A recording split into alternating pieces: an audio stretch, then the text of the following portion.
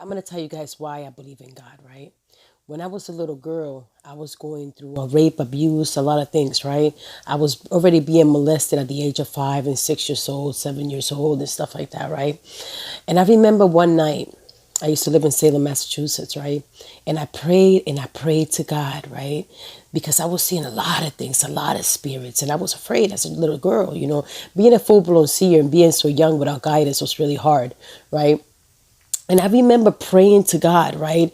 And a man appeared in my room. A man. Now, let me tell you something. A lot of people say God is a woman, right? As a child, being 5 years old and already being raped and abused and going through all this stuff, right? Do you think that God Himself would appear to me as a woman or a man? I would think He would rather appear to me as a woman, right? But He is who He is. And He appeared to me as a man. Now, I couldn't see His feet, I couldn't see His hands, and I couldn't see His face. But I was wondering why I couldn't see His face, His hands, or His feet, right? And it says in the Bible, those who see me should come with me, right? It wasn't my time to go. It wasn't my time to go. Then at age 7 already, I was going through so much in my life that I wanted to kill myself, right? And I remember falling into a deep sleep, and a message was put in my heart. And it said, what would this world be full of darkness and no light? Why would this world be full of darkness and no light? And that's why I understood that I am the light in the darkness, right? And not only that, I believe that there's beings among us that are keeping the light in this realm. And when it's our time to go, we will go where we need to go. And that is my belief. A lot of people do dark work and they keep these entities in here because of their dark work. They pollute this world with darkness. Now, when things manifest, think about who's manifesting those things in this realm. Think about who's manifesting those murders and killings and pedophiles and those spirits that are left here, right? From the darkness that we bring amongst the people. You have to be careful what you do out there, because what you do will manifest here. Part two.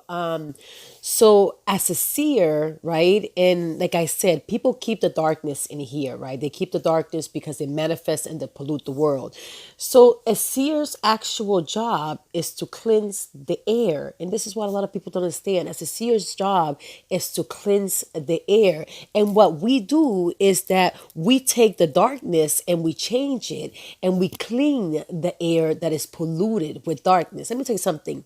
Nothing good comes out of darkness. Nothing good. I don't care what it is. Nothing good comes out from darkness. You know why nothing good comes from darkness?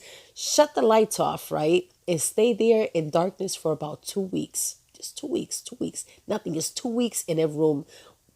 Small size of maybe a normal bathroom or something like that. My bathroom is big, but I used to grow the projects and stuff like that. So like a small bathroom. Lock yourself in there completely dark that you won't see no light. You'll become depressed, you'll become stressed, right? And one thing too, like if it's dark outside, there is no sun and it's only darkness, right? The world will become polluted, mold, infestation, and things, because nothing good comes from complete darkness. You need the light to kill the bacteria. You need the light to kill the legions. You see what I'm saying? Nothing good comes from darkness. So the seer's job is to actually cleanse the air and cleanse the pollution that people are doing. So you clean the air and you keep cleaning the air and sending back whatever that person is sending, the negative energy. You want to clean it and send back that pollution. And that's part of the seer's job. to clean the air.